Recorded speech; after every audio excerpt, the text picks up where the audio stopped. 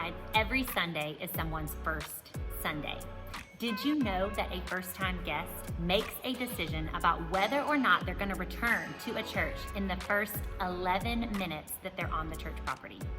That statistic, the first time I heard it, shocked me. This means that first-time guests are usually deciding whether or not they want to come back before they've even heard the first worship song. Because here's what we know about guests. They arrive early. They come early to church because they want to know where they're going and they want to try to get their family checked in, and they know that there's a lot new for them to figure out. So we know that guests are going to show up early. So one of the most important things that we can do to ensure that guests have a great first experience is to also be early. We want to be sure that we show up 30 minutes before our assigned serving time. That way we're in our spots ready to receive guests and welcome them and their families. There's a few other things I want to share with you that are going to help you greet a first-time guest. No matter where you serve, there's the possibility that you will meet and encounter someone who it's their first Sunday. So one of those things is to never ask this question. Here's the question. Never ever ask, is this your first Sunday? You may say, well, how do I identify a first-time guest if I don't ask them, is this their first Sunday? A better question to ask is this one. How long have you been coming to Southside? That question is a great question because it allows the guest to answer one of two ways. Well, this is my first Sunday. Then you know they're a first-time guest. Or they may say, I've been coming for several weeks, or I've been coming for several months. And then that allows you to have a great conversation with that person who you just haven't met yet. It's not their first Sunday, but you do it without making them feel like they're not known. Here, we want to make sure that people know they're known and they're loved, and that we believe that every person matters. And when someone who's been coming for weeks or months gets asked, is this your first Sunday? It can make them feel the opposite.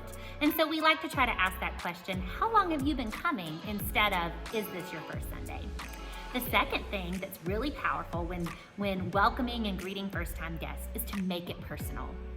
If every person really matters, and we know they do, they matter to God, so they matter to us, then we know that their name matters. The names of their kids matter. And a lot of people will say, I'm not good with names.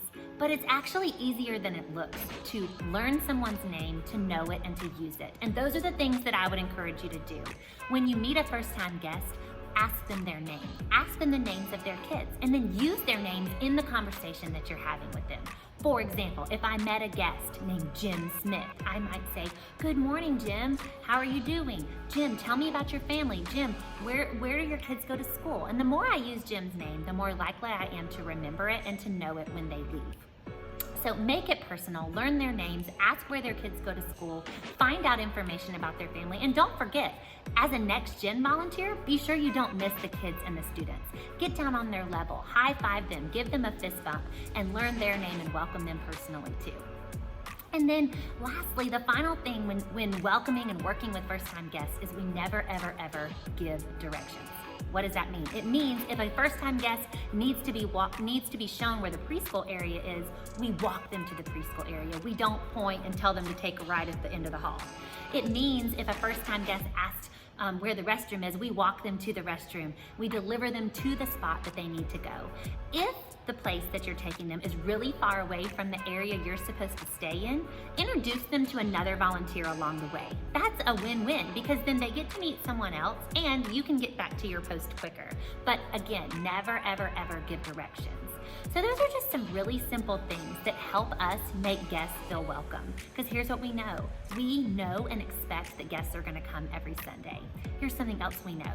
People who come back for a second visit are far more likely to get connected to the church than those who only come once. So I always like to remember that the first visit always sets up the second visit. And if the second visit happens, we're much more likely to win that family.